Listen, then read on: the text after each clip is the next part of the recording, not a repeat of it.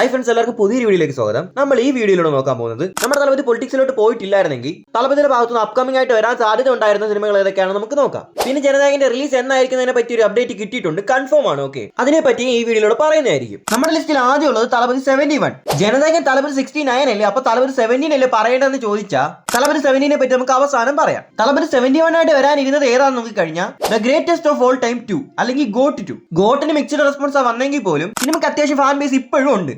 Got 2 എന്തായാലും സംഭവിക്കുമെന്ന് വെങ്കട് പ്രഭു confirm ആക്കിയതായിരുന്നു. പക്ഷെ ഇത് പറഞ്ഞത് ഇലക്ഷന് മുമ്പാണ്. ഇതിന്റെ കൂടെ തന്നെ വെങ്കട് പ്രഭു കൺഫേം ചെയ്തൊരു കാര്യമായിരുന്നു വിജയ് അജിത്തിനെ വെച്ചൊരു സിനിമ ചെയ്യണമെന്ന്. ചിലപ്പോൾ അത് ഗോട്ട് 2 ആയിരുന്നിരിക്കാം. നമ്മുടെ ലിസ്റ്റ് നമ്പർ 2 ആയിട്ട് വരുന്നത് തലപതി 72 ആയിട്ട് വരുന്നത് തുപ്പാക്കി 2. വിജയ് തന്റെ കരിയറിലെ ഡിസാസ്റ്റർ ടൈമിലോട്ട് പോയി കഴിഞ്ഞപ്പോൾ വലിയൊരു കമ്പാക്ക് നടത്തിയ സിനിമയായിരുന്നു തുപ്പാക്കി. തുപ്പാക്കി 2 സംഭവിക്കുമെന്ന് എയർ മുരുകദോസ് തന്നെ കൺഫേം ചെയ്ത കാര്യമായിരുന്നു. നമ്മുടെ ലിസ്റ്റ് നമ്പർ 3 തലപതി 73 മാസ്റ്റർ 2. നമ്മുടെ ലിയോ എന്ന ക്യാരക്ടറിന് അല്ലെങ്കിൽ പാർത്ഥിപൻ എന്ന ക്യാരക്ടറിന് എത്രത്തോളം ഫാൻ ബേസ് ഉണ്ടോ അത്രത്തോളം ഫാൻ ബേസ് JD എന്ന ക്യാരക്ടറിനും ഉണ്ട്.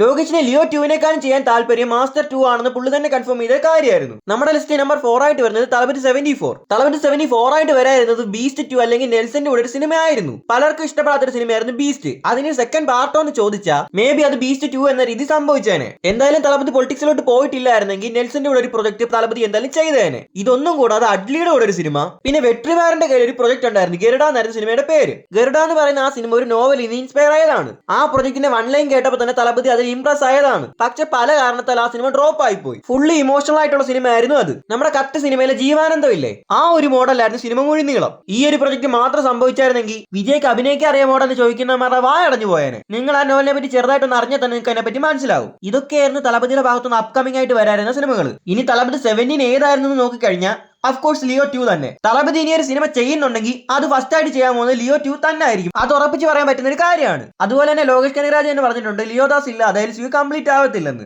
ഇതിനെപ്പറ്റിയുള്ള ഒരു ഡീറ്റെയിൽ വീഡിയോ ഞാൻ ചെയ്തുകൊണ്ടിരിക്കുകയാണ്. വിക്രം സിനിമയിലെ റോളക്സിന്റെ 10 മിനിറ്റ് ഇല്ലേ, അതിനെപ്പറ്റി ആ വീഡിയോ എന്തായാലും ഉടനെ തന്നെ വരുന്നതായിരിക്കും. ആ വീഡിയോ വേഗത്തിൽ കാണാൻ വേണ്ടിയിട്ട് ചാനൽ സബ്സ്ക്രൈബ് ചെയ്ത് വെച്ചേക്കുക, ബെല്ലൈക്കൺ ഓൺ ചെയ്ത് വെച്ചേക്കുക. ഇനി നമുക്ക് ജനനായകനിലേക്ക് തിരിച്ചു വരാം. ജൂലൈ 24 അതായത് ഈ മാസം 24-ാം തീയതിയാണ് നമ്മുടെ തലപതിയുടെ ജനനായകൻ റിലീസ് ചെയ്യാൻ പോകുന്നത്.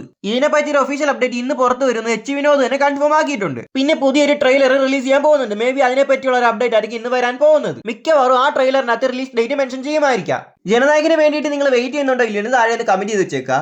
അതുപോലെ തന്നെ ജനനായകൻ 1000 CR തൂക്കുമോ ഇല്ലയോ, നിങ്ങൾക്ക് എന്താണ് തോന്നുന്നത് എന്ന് താഴെ കമന്റ് ചെയ്ത് വെച്ചേക്കുക. പിന്നെ ഇതുപോലത്തെ അപ്ഡേറ്റുകൾ പെട്ടെന്ന് അറിയാൻ വേണ്ടി ചാനൽ സബ്സ്ക്രൈബ് ചെയ്ത് വെച്ചേക്കുക. അപ്പോൾ ഓക്കെ ഫ്രണ്ട്സ്, ബൈ.